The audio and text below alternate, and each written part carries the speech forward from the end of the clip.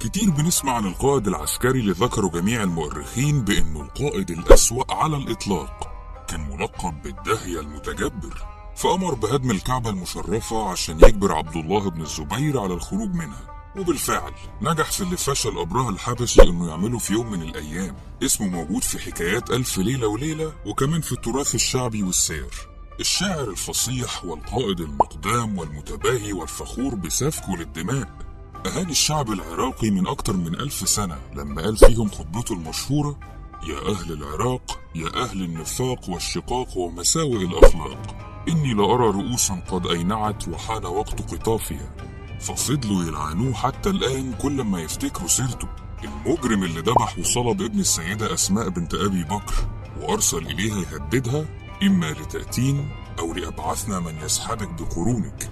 تفتكر الجبروت ده وصل لحد فين وجاي منين أصلا؟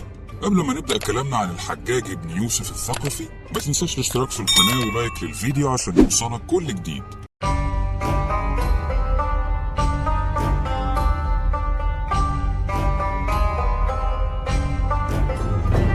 اسمه بالكامل أبو محمد الحجاج بن يوسف الثقفي. اتولد سنة 661 ميلاديا في منازل ثقيف بمدينة الطائف، وهو نفس العام اللي تنازل فيه الحسن بن علي بن أبي طالب عن الخلافة لمعاوية بن أبي سفيان.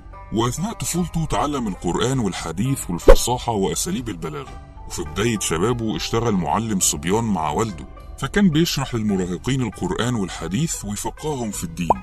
ده غير انه تتلمذ على يد عدد من الصحابة زي عبد الله بن عباس وأنس بن مالك وسعيد بن المسيب، لكن ما كانش راضي عن الدور المسنود ليه رغم انه كان بارع فيه لدرجة كبيرة. وفي الوقت ده كان الطائف بين ولاية عبد الله بن الزبير وبين ولاية الأمويين، لكن أصحاب عبد الله بن الزبير تجبروا على أهل الطائف، فقرر الحجاج ساعتها انه يتجه إلى الشام عشان يحقق طموحه السياسي هناك. وفي الشام التحق بشرطة الإمارة اللي كانت بتعاني من مشاكل صعبة جدا ساعتها، زي سوء التنظيم واستخفاف أفراد الشرطة بالنظام وقلة المجندين. فبدأ الحجاج يظهر حماسته وانضباطه للقادة بتوعه، واهتم بتنبيه أولياء الأمر لأي خطأ أو خلل يشوفه في الشرطة. فنال إعجاب روح بن زنباع قائد الحرس، وبدأ يقربوا إليه، ورفع من مكانته وسط زملائه لدرجة إنه رقاه عليهم جميعا. وده لأن روح بن زنباع كان شايف فيه العزيمة والقوة والانضباط. فقدمه بعد كده إلى الخليفة عبد الملك بن مروان، واقترح عليه إنه يعين الحجاج قائد عليهم، لأن هو أفضل واحد يقدر يظبط أدائهم ويجبرهم على الالتزام والطاعة.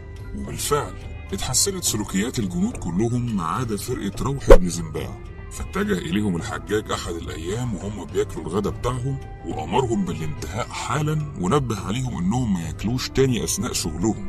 لكن الجنود استهترت بكلامه ودعوا له الجلوس عشان ياكل معاهم، فأمر الحجاج بحبسهم جميعا وحرق السرادق اللي كانوا قاعدين ياكلوا فيها. والحركة دي ضايقت روح بن زنباع جدا لدرجة انه راح اشتكى للخليفة. وفي يوم من الايام امر الخليفة باعداد الجيش لمحاربة الخارجين عن القانون، فطلب منه الحجاج انه يضمه للجنود عشان يضمن تنفيذ المهمة على اكمل وجه. وساعتها اصدر الحجاج قرار غريب جدا، وهو ان اي حد عنده القدرة على حمل السلاح لازم ينضم للجيش خلال 3 ايام، والا هيتم قتله وحرق بيته والاستيلاء على ماله في الحال. وبالفعل بدأت الناس كلها تنضم للجيش بعد ما قتل الحجاج أحد المعارضين لقراراته قصاد الجميع. والغريب إن الكتب التاريخية بتؤكد إنه كان شخص قبيح الوجه وضئيل الجسم جدا، وبالرغم من كده إلا إن المؤرخين وصفوه بإنه كان جبار عنيد ومقدام على سفك الدماء من غير ما يتردد لحظة. ده غير إن الحجاج وصف نفسه أمام الخليفة عبد الملك بن مروان بإنه إنسان حقود وحسود لأقصى درجة، لكن الصفات دي هي اللي جعلت منه سياسي محنك وقائد داهية. وده لأنه كان بيستخدم المكر والخداع دايما عشان ينتصر في حروبه اللي هنتكلم عنها بعد شوية.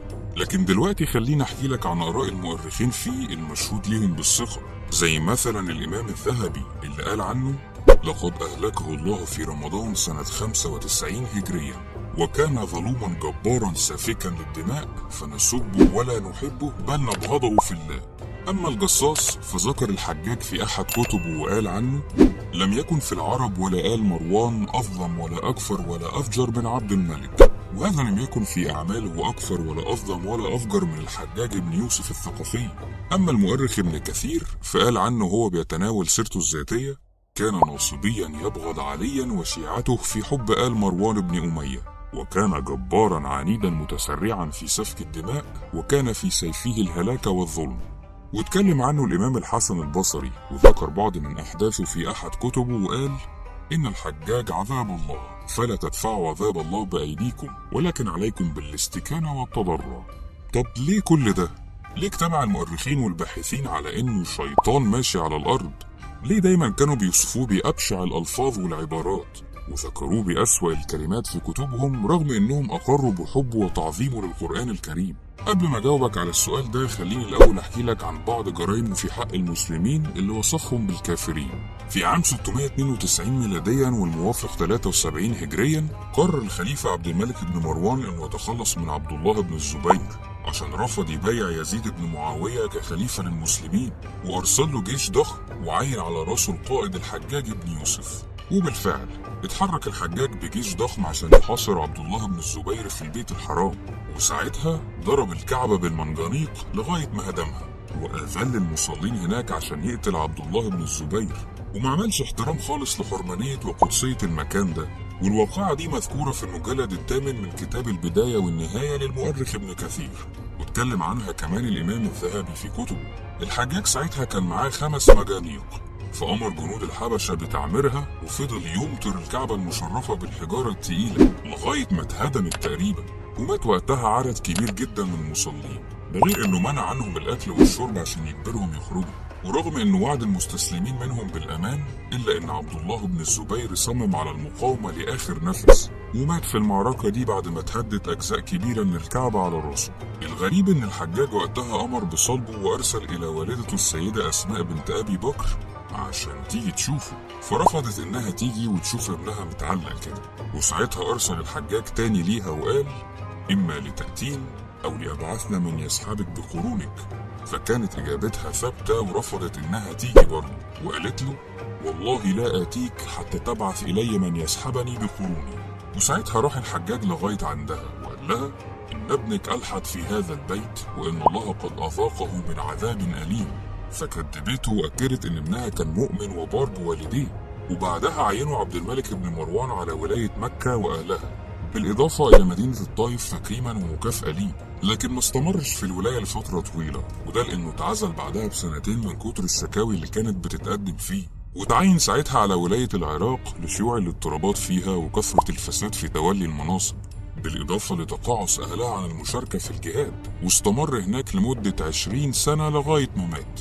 والحجاج أول ما وصل الكوفة وأمر بجمع أهلها في المسجد، قال ساعتها خطبته الشهيرة اللي كانت بدايتها: يا أهل العراق، يا أهل النفاق والشقاق ومساوئ الأخلاق، إني لأرى رؤوسا قد أينعت وحان وقت قطافها، وإني لصاحبها، والله لكأني أنظر إلى الدماء بين العمائم واللحى.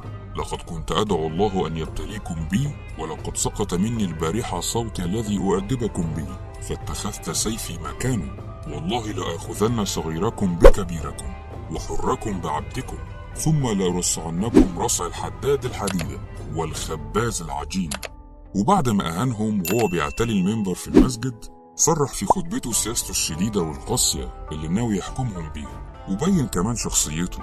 وساعتها ألقى الرعب في قلوب أهل العراق كلهم، ومن هنا توسع وحكم الجزيرة العربية كلها تقريبا. فكانت اليمن والبحرين والحجاز بالإضافة إلى خراسان، ده غير إنه قاتل الخوارج والثائرين على الدولة الأموية، ودايما كانت له الغلبة عليهم في كل الحروب. الغريب إنه سنة 80 هجريا قرر الحجاج إنه يولي القائد عبد الرحمن بن الأشعث على إقليم ساجستان، وهي منطقة بتقع بين أفغانستان وباكستان وإيران. وكمان أمده بجيش عظيم عشان يتسنى ليه حكمها وإدارتها. لكن بعد مرور أقل من سنة قرر الأشعث إنه يثور عليه ويخرج عنه، وحصلت ما يسمى تاريخيا باسم ثورة الأشعث، اللي استمرت لمدة 5 سنين تقريبا. 5 سنين الحروب بينهم مستمرة، وبينتج عنها قتلى بالآلاف، لغاية سنة 85 هجريا. ساعتها كان انتصر الحجاج في واقعة دير الجماجم، اللي تعتبر أكثر المعارك دموية في تاريخ بني أمية، وانتهت بأسر وقتل كل أصحابه معاونين عبد الرحمن بن الأشعث ما عدا هو. وده لأنه نجح في الهروب إلى بلاد السند اللي هي باكستان حاليا، لوجود صداقة بتجمعه بزعيمهم رتبيل. لكن الحجاج هدد رتبيل بغزو بلاده في حالة إنه ما سلمهوش الأشعث، فوافق زعيمهم على تنفيذ أمره ووعده بأنه هيقوم بتسليمه مقابل إن محدش يغزو بلاده لمدة 10 سنين. وعبد الرحمن بن الأشعث لما عرف الخبر ده قفز من فوق سطح القصر ومات خوفا من إن حد يسلمه للحجاج. واستمر الحجاج بن يوسف الثقفي في جبروته لغاية ما توفي بسبب إصابته بمرض غريب ذكره المؤرخ ابن خلكان، وقال إنه مرض نادر عبارة عن وجود أكلة أو ديدان في بطنه، والطبيب ساعتها دخل قطعة لحم في معدته بعد ما ربطها بخيط، ولما خرجها من فمه كان الدود ملتف عليها بشكل رهيب. ده غير إصابته بداء الزمهرير اللي بيفقده أي إحساس بالدفء، فكان بيفضل طول الوقت حاسس إنه سقعان وبردان. ومات الحجاج في 21 رمضان سنة 95 هجرية، وساعتها خرجت الجارية تعلن خبر وفاته وهي بتقول: ألا أن مطعم الطعام وميتم الأيتام ومرمل النساء ومفلق الهام وسيد أهل الشام قد مات. وكان أوصى يزيد بن أبي مسلم قبل ما يموت إنه يدفنه في مكان محدش يعرفه، وإنه يخفي موضع قبره عشان لا يتعرض للنبش بعد وفاته.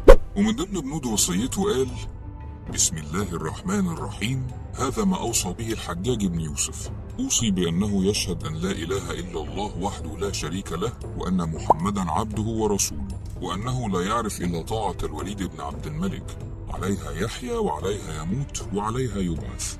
وقبل ما نختم أحب أقول لك إن من أفضل الأعمال اللي تنسب إلى الحجاج هو اهتمامه بنقط حروف المصحف وإعجامه بوضع علامات الإعراب على كلماته، وده بعد ما انتشر التصحيف، فأوكل إلى نصر بن عاصم بالمهمة العظيمة دي، ونسب إليه تجزئة القرآن ووضع إشارات تدل على نصف القرآن وثلثه وربعه وخمسه، وسعى في إن الناس كلها تعتمد على قراءة واحدة، وساعتها أخذ الجميع بقراءة عثمان بن عفان وتركوا باقي القراءات، وبعدها أمر بكتابة مصاحف كتير موحدة وبعث بها إلى الأمصار. وفي النهاية أحب أقول إن مفيش شك إن الحجاج بن يوسف الثقفي كان قائد متجبر معروف بالغلظة والشدة وسفك الدماء، بالإضافة إنه كسب كراهية الأمويين والخوارج والشيعة لعدم احترامه آل البيت، ده غير ارتكابه لأعظم ذنب ممكن إنسان يقوم بيه وهو هدم الكعبة على رؤوس الحجاج. وبسبب الواقعة دي هيفضل اسمه دايما مرتبط بالشر والظلم للأبد، وده على الرغم من إنه كان سياسي ذكي وقائد قوي، وكان له دور عظيم في زيادة فتوحات الدولة الإسلامية، بالإضافة إنه كان بيدين بالولاء للحاكم بشكل رهيب، لدرجة إنه كان بيشوف دايما إن أي إنسان هيعترض على سياسات الحاكم هو إنسان كافر ومباح قتله، وهو ده السبب اللي جعل المؤرخين يعتبروه قائد ظالم وسياسي عنيف وقاسي. لكن المؤكد إن عصره كان مشهور بكثرة الفتن، والبعض بيعتقد إن إدارته للبلاد بالشكل الحازم ده هي أنجح الوسائل في إخماد أي فتنة والسيطرة عليها، عشان يتوحدوا المسلمين كلهم تحت راية واحدة حتى لو بالقهر والإجبار. شاركنا برأيك في التعليقات وقول لنا هل ده فعلا صحيح؟ هل ده هو الحل الأنجح في ضبط البلاد؟ وما تنساش اشتراك في القناة ولايك للفيديو عشان يوصلك كل حلقاتنا الجديدة. لا تنسوا الإعجاب بالفيديو والاشتراك بالقناة وتفعيل زر الجرس ليصلكم كل جديد.